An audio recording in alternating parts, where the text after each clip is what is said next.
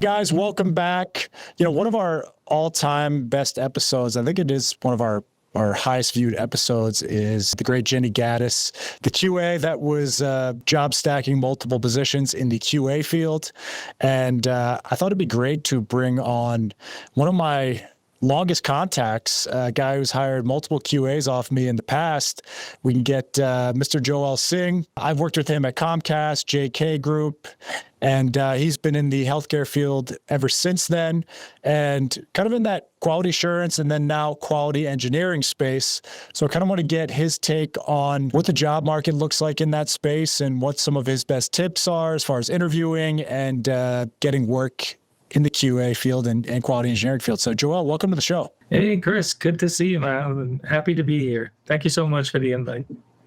Yeah, so I'd first placed some QAs with Joel probably 15 years ago when he was at Comcast. He was kind of leading some of the charge on some of their digital transformation and doing some exciting stuff for Comcast Xfinity, I guess they call themselves now or whatever. But why don't we talk about how you got into that field and kind of how you've evolved to where you are now? So my journey to QA, it's probably typical to what you hear.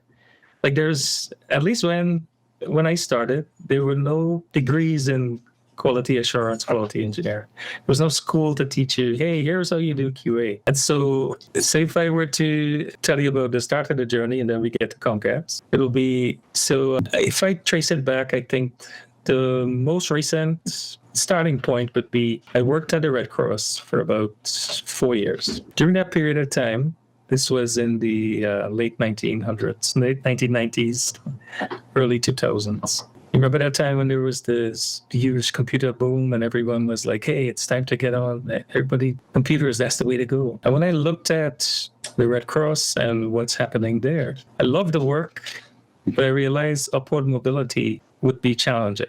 And so I branched over into more computer networking, computer programming. And while I was doing those classes, a friend of mine who worked at the Red Cross, he said, Joel, I have a job opening here at a company called Advanced Health Technologies. Would you be interested? It's for QA.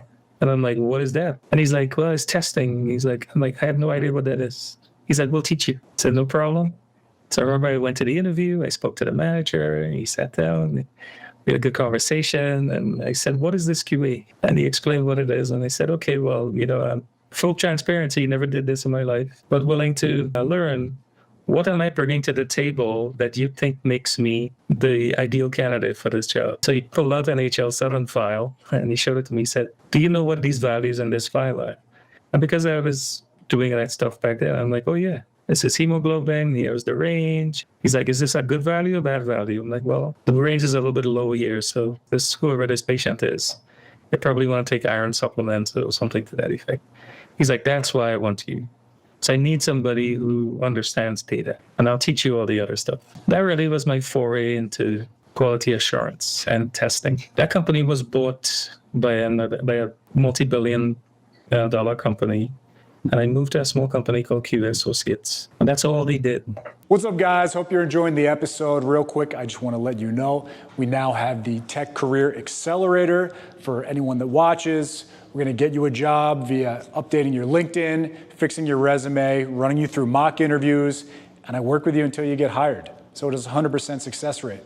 Check it out, link below. Thanks. For 6 years, I learned everything there was to know about testing. From that time, how to write test plans, test cases, automation, test scripts, do audits, performance, accessibility, you name it. That's all we did.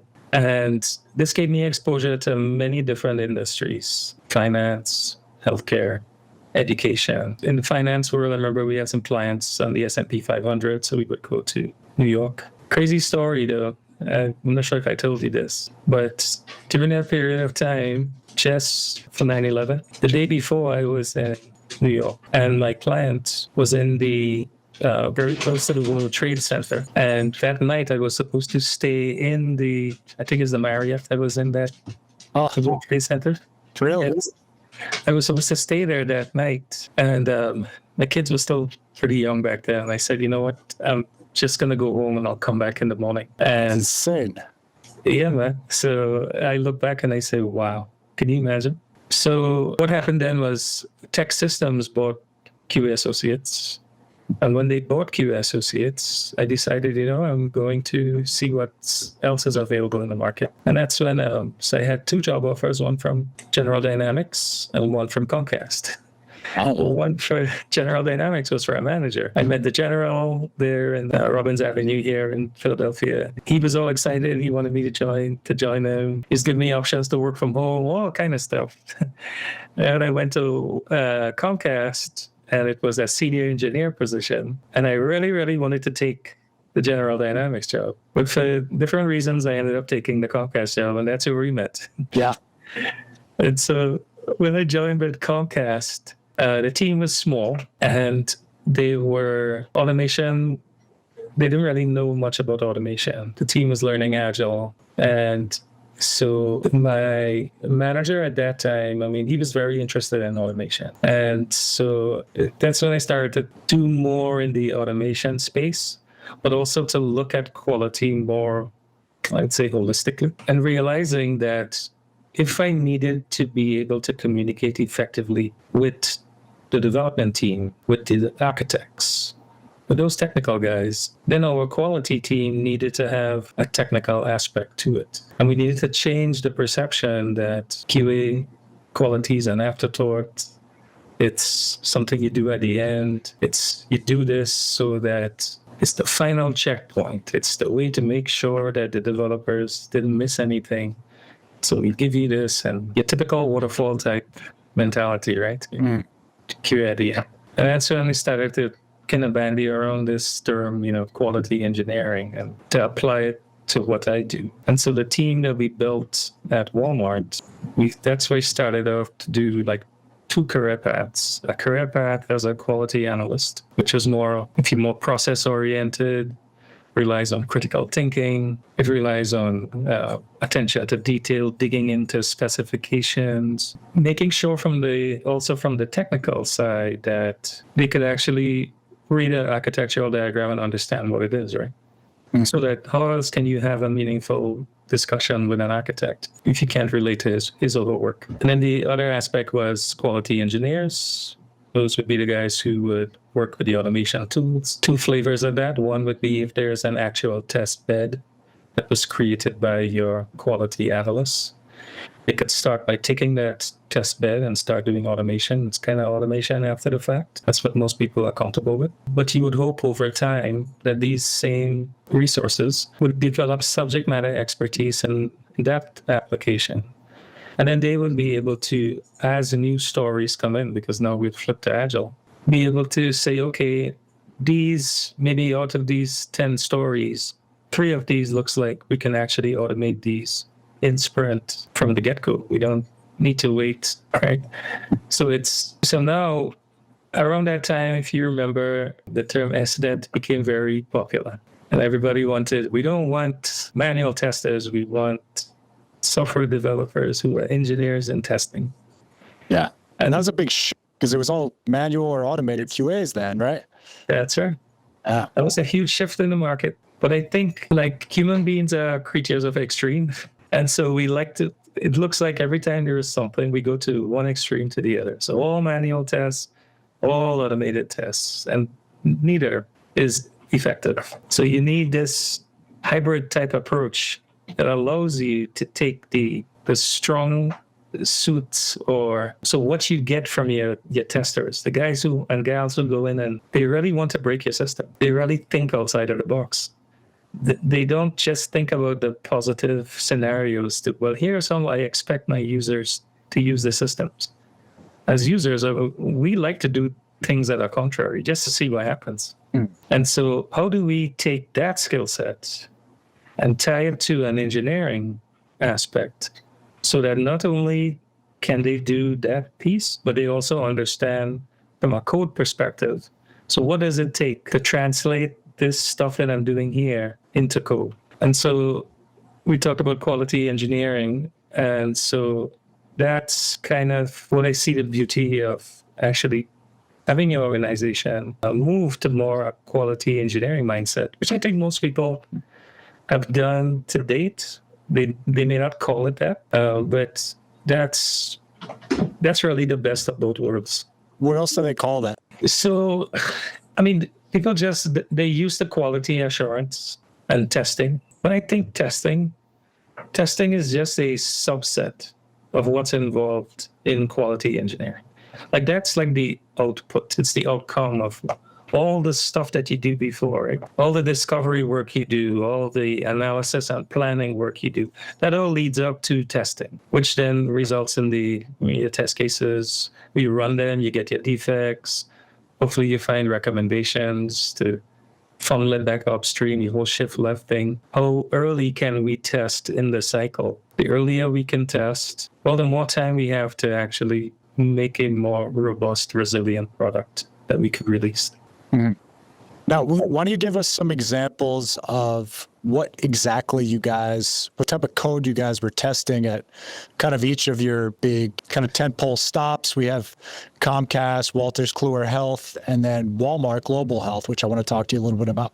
Sure. Wow. So there's actually more stops on the journey. So Comcast, so the technology stack there was interesting, right? I think we had it all. I think we had the Java stack. I think we had .NET developers. There were people doing Ruby. There were people with Python was still popular. So because like Comcast Interactive Media was more like the research arm of Walmart, if you think about it back then, that group really had a lot of freedom to build and try new things. And so from how that translated to QA, we had some of the commercial tools. I think we had, what was the Mercury tools that HP bought, like Quick Test Pro and those. But people quickly gravitated to Selenium. Mm-hmm. Selenium was just so much more easier to use. And then later on, we moved more to Cucumber. So having feature files. And then it didn't matter what language you did because Gherkin kind of spans. It just makes it so much easier for anyone to read, from your product person, your business person, all the way down to, all right, given when Dan has this, I want to do this so that this happens. And so with Comcast, I think it was, from a test perspective, it was more Selenium. And then towards later, and so Selenium, different flavors of Selenium. So we have frameworks in Java, and I don't believe we did a C# framework there. Wolters Kluwer, we did. We moved to Wolters Kluwer. I did a C# framework for Selenium, and we also had a Java Selenium framework because we had two sets of development there as well. There was a big core team that did Java development, so they were using the lab stack, and they were very comfortable with Selenium Java. And then we had a new group that they were doing more the journals type. We did have a .NET framework for that, more C#. So the thing about automation is, if you think about it, tools come and go, right? And so we were always looking at what was the next thing they were going to use. So if I stick with Wolters Kluwer for a bit, we started to look at a number of AI was starting to come in vogue back then. Kind of still is, I guess.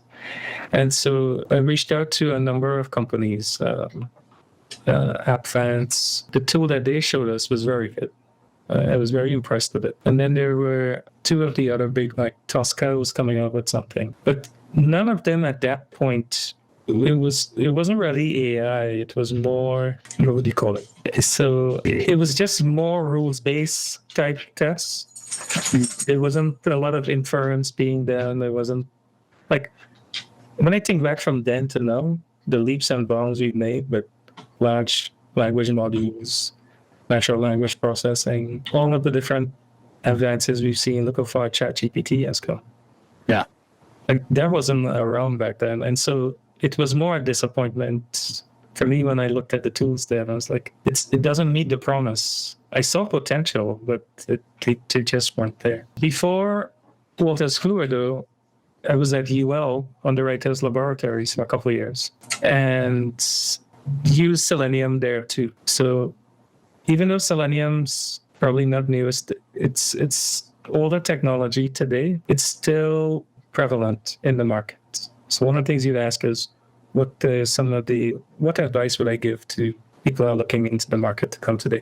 Selenium is a very easy tool to use. It's also very powerful. And so if you couple that with some of these, like Selenium Grid in the old days would allow you to have a group of computers that you could now do parallel test runs, I guess.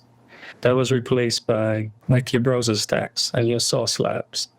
Now they hosted all of these in the cloud. It makes it very convenient for you, right? Pay as you go. There were some other tools that came out around that period of time as well that focus more on mobile testing. So if you think about, if we're still sticking in the open source world, so APM has been around for a bit, and so a lot of people incorporate, they have Selenium to do your front end, they use APM to do your mobile testing. And if you are doing a lot of stuff in the services world, well, you could also, if you go in open source, like Rest Assured is also a open source tool that you can then test your services with. Of course, now if you look at commercial tools, well, there's a plethora. You can pick whatever you want to.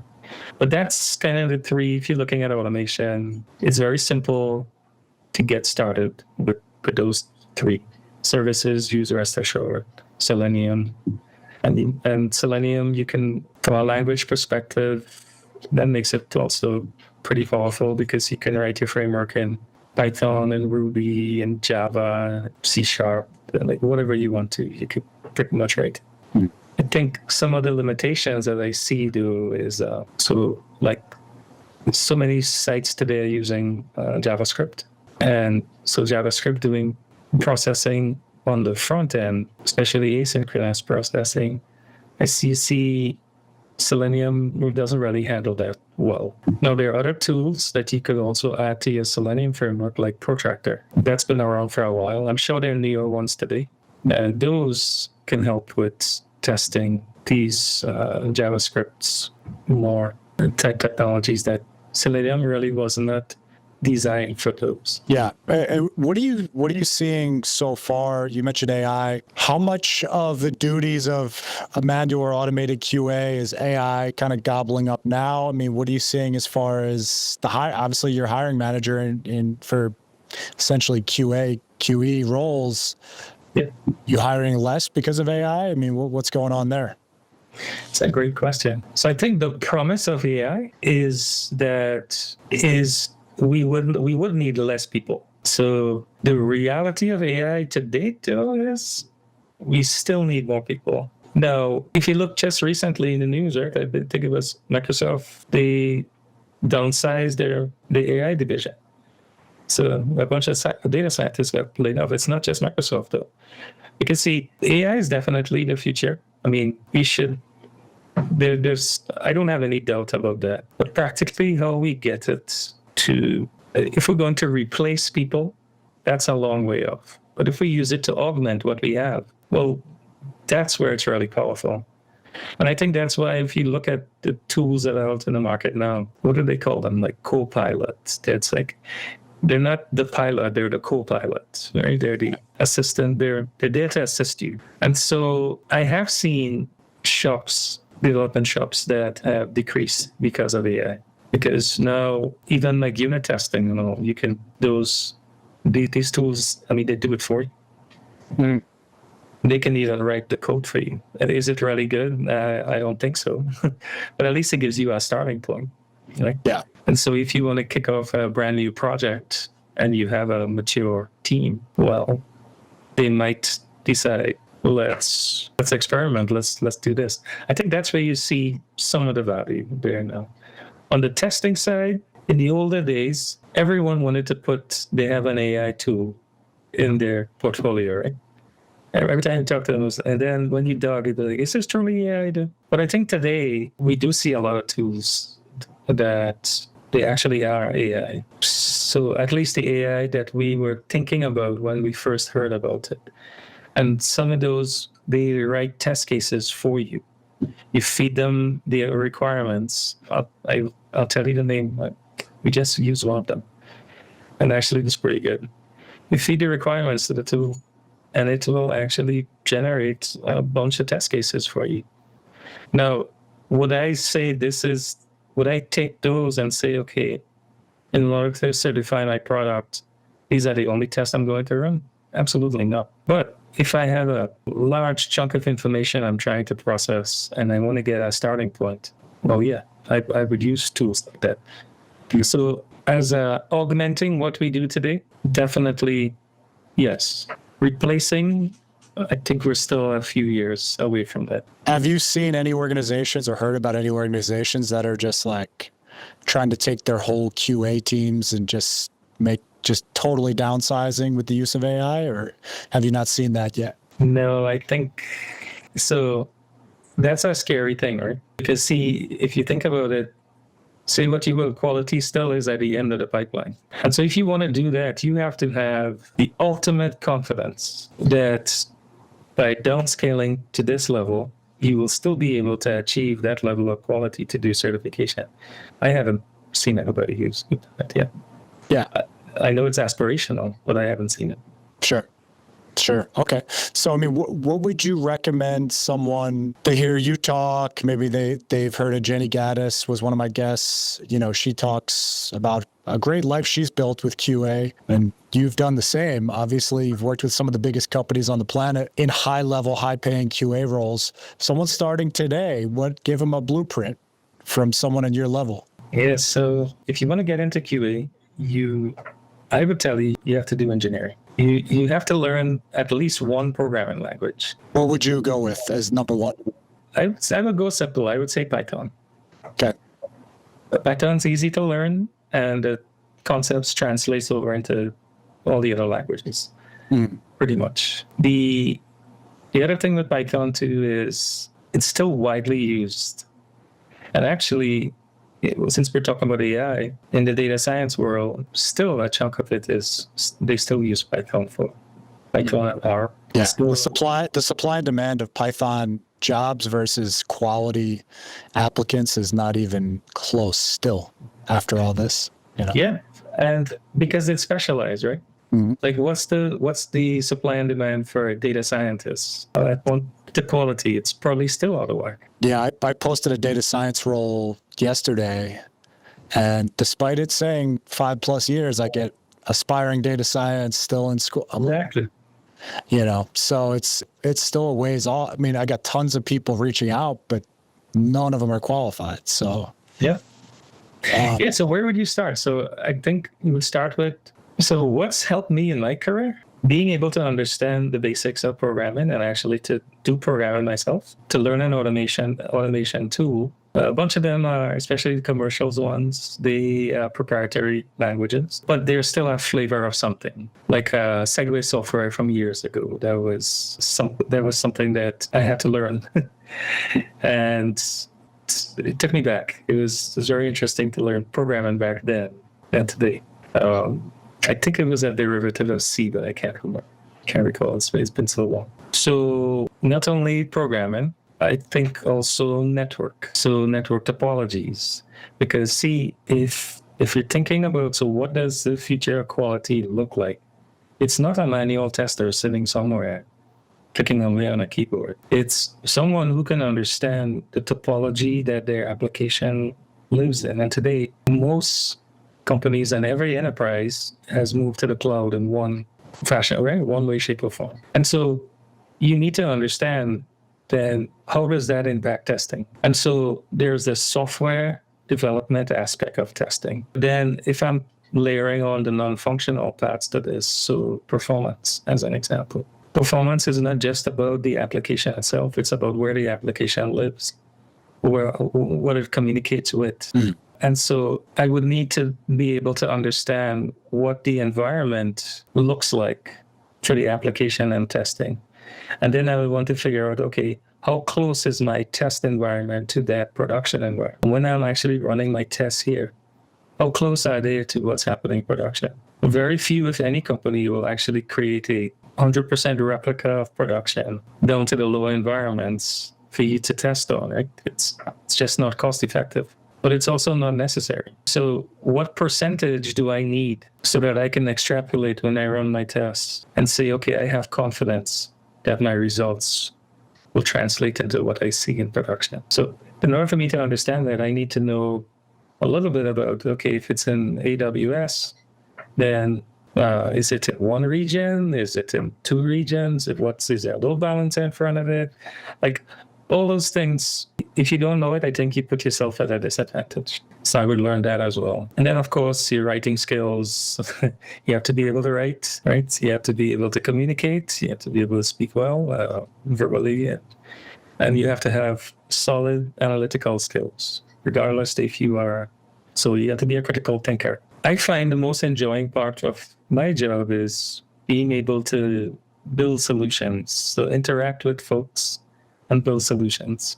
What type of solutions? Well, every software engineering, software development project that has to get released to production, there has to be a corresponding, how are you going to validate and verify that what you're sending into production is really what the business envisioned and what the product people have articulated for us to build. So that's something I put on my desk. It's a little sticky I have all the time. And it's what problem can I help you solve today? And so that's how I operate. Yeah. Yeah. And real quick, before we go, I mean, where you've interviewed, I don't know, thousands of QAs probably over your career. Yes. Where do most people get tripped up in the interview process? So I think, interviewing is a stressful thing, right? Many people are not comfortable speaking about themselves. And so I find like buckets of people. So there's people who are really outgoing and they can speak very well. But when I dig in, that's all it is though. They can speak very well, but there's no meat behind. They can spout out so what do you need to do testing? Well, you need a test plan. Okay, great. So here's a scenario. How would you test this? And then there's freezing up, right? At that point in time in the interview, if you don't know, my recommendation to you is don't try to pretend. Like, don't give me a BS answer. Hey, I don't know, here's how I did it in this other place, or this is what I'm comfortable with. Like, give me an alternative path, because when I'm asking you a scenario, I'm not necessarily concerned about the answer to that scenario. I want to see how you think. I need to be able to gauge your critical thinking ability and how you view the testing in general or technology or this space. And then I'm also thinking about, yes, I need you to sell yourself, but you also need to work inside of a team. Mm-hmm. And so I don't want a team that's all A players, right? So people who say, I just want the best, the A's and whatnot. Well, if that's the case, where are they going to grow into? I have no growth potential for them. And so be yourself. I know it sounds trite, but seriously, be honest. What you know. Stick to the things you know. If you don't understand, ask for clarification. Don't assume that what I'm asking you is what you are. Like, ask clarifying questions. So interviews that are more conversational, like that, to me, that's more important. If you could find the answer on Google, what do I care? What? Yeah, some more personality based and don't BS. Don't BS, personality based. Share experiences. Share examples of, because I'm most likely interviewing for mid-level to senior people. Mm-hmm. And if so, show me, tell me why I should hire you over anybody else. Think about that. If I ask you a question about something and it seems very generic, well, give me something that will say, wow, yes, I really want this person on my team. Look what they did here. Okay. Anything else for aspiring QAs you could give us? So I have mixed feelings about getting certifications. I think if you have a certification like from ISTQB or the ASQ, the American Software Quality Board, ASQB, I think those are good. What it does is it tells me that you took the time to learn about the fundamentals. You took the time to realize that this is, in QA, we speak our own language. Like you hear regression, you hear, right, test case, test plan, test scripts, all of those. They actually mean something. People that interchange use test case and test script interchangeably. That annoys me to no end because they're two different things. And so I will tend to give more credence to someone who actually took the time to get a certification or a training, and also someone who keeps up with their certifications and trainings. There's so many free stuff, right, you can get from Google, from Amazon, from Azure. Those things, I think, if I have to choose between two candidates that are equal, you see, and I see one that has this, I would pick, most likely I'll pick the candidate that I see is interested in. Is doing like some of the training off, kind of off the clock, right? Yeah, I mean, this is our craft. So what are we doing to make sure that we stay current? Yeah. And that we're viable? Yeah, awesome. Well, I mean, this is something I definitely wanted to ask you about because, I mean, I was unsure if the kind of quality engineering, quality assurance fields were still kind of something that people should target, but you're saying absolutely, right? Yes, I think I've had a very successful career. Many times I try to branch over into software development or do system configuration or any of those, right? So if you have time, I'll give you two quick examples. At UL, I interviewed for a configuration manager job. That's what I said, you know what? I've been doing quality for so long. Let me go into more the DevOps and that type of stuff, right? And so I interview for the position, and as I'm there, the quality director she's in the room, she's paging through my resume, and she's like, "Joel, this is an impressive resume." I say, "Oh, well, thank you." She's like, do you do automation? And I said, well, yeah. I know a thing or two about automation. She's like, okay. And she's paging through, and there were two directors. One of them had left the room. And then she looked at me and she said, "I'm going to ask you a question. Are you here to take my job?" I just bust out laughing. And I said, "No, of course not. I came to interview for this job." Right? And then she was very nice. Me and her became very close friends by then. And she said, "Would you help me with automation?" And I said, "Absolutely." Do you know, about 3 weeks after that, the other director that was there were two quality directors. She left the company and went to go somewhere else. And the GM pinged me and she said, "Joel, the director position for quality is open. Can you will you fill in for us? Do you want the job?" And I said, "Okay, fine, I'll do it." So you did take your job. Well, not her, the other one. The other one. Okay, yeah. So I ended up doing both. So I had that the quality job, and the same thing when I went to JK Group. I think that's what I mean. You helped me fill somebody for the JK Group as well. And when the CTO saw all the stuff, he's like, "Joel, can you take the data team, and can you take the next thing?" Now I have all these other portfolios as well as the quality. Yeah. So you see, quality, it's so hard to find quality professionals who look at the whole picture, and they're not just about looking down into their little space and saying, well, okay, what can I do? They don't say this, but the impression is, what can I do to block this release? Like that's the impression a lot of the devs have of us, that all we're there to do is to block the release. We're looking for an excuse. But if you can broaden your portfolio, you can stay inside of quality, and you can do many other things. I had in Walter Kluwer, I had a dev team reporting it to me, and we built out their CI/CD pipeline that they still use today. I also built out a cybersecurity practice for them, and made the SDLC into an SSDLC. So myself and, do you remember one of the guys that I worked at, David Shane? Oh yeah, yeah. So we built that out, and you remember Vince Cease? Mm-hmm. So I mean, we've gone to so many different companies and transformed just how they do quality. And David, I give you this background. His background is as software developer. He's a senior software developer. He was an architect at UO. And I told him I could use you as a quality architect. Come over to my group and this is what we'll do. And I mean, we worked together for so many jobs, including Walmart. Vince was a software development manager. He had over 40 people, I think, reporting into him. And he moved over into QA. So there's QA, QE, there's huge opportunity there. Because a lot of people, they don't understand it. And so I think I still see this as a viable option for anyone who's looking. Contrary to what you heard, quality is not dead.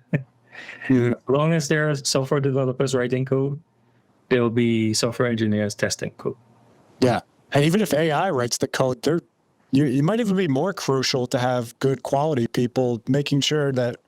I think so. Right. The thing about that, though, is if I have AI writing my code, I'll probably have AI testing my code too.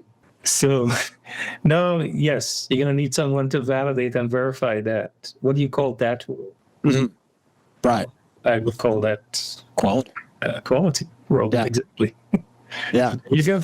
Yeah, there you go. Okay, so despite what you have heard, QA is not dead. It's very much alive in 2025. This man hires quite a lot of them and has throughout his whole career. So definitely take a look at, I think we'll have a link for probably Jenny Gaddis's cohort in the description. You can check that out as well. I've sent some people to her that have gotten into the QA field. And Joel, hey man, thanks for making this happen. Thank you, my friend. Looking forward to us meeting up again sometime soon. Yeah, I'll be back up in Philly soon, so we'll have to catch up when I'm back up there.